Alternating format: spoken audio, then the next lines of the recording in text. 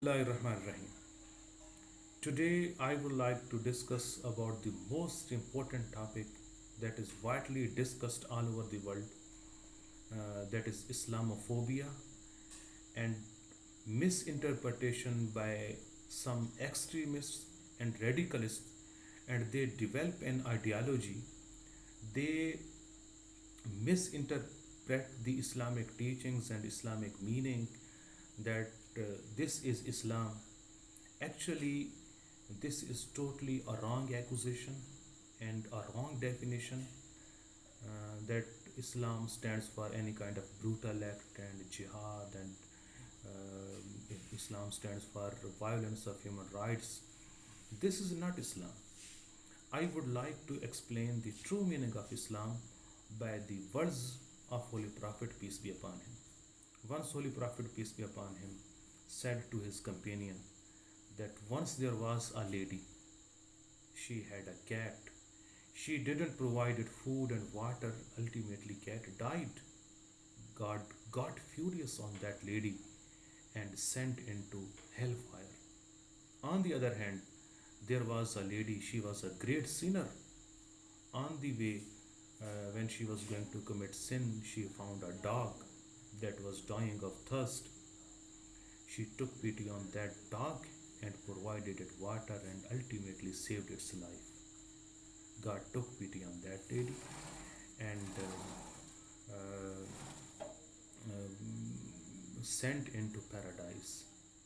Companion asked, Ya Rasulullah, whether we would be rewarded on the day of judgment for having sympathy for animals?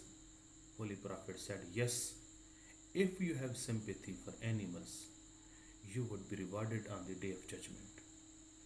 So, from these words, we can detect the true meaning of Islam, that if Islam is providing you reward, Islam is blessing you with reward, that if you show sympathy for animals, if you show sympathy for any kind of creator, you would be rewarded on the day of judgment.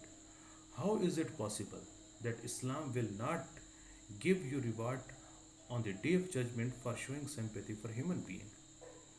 So it is very clear that Islam doesn't stand any kind of brutal act, doesn't stand any kind of terroristic approach or radicalistic approach.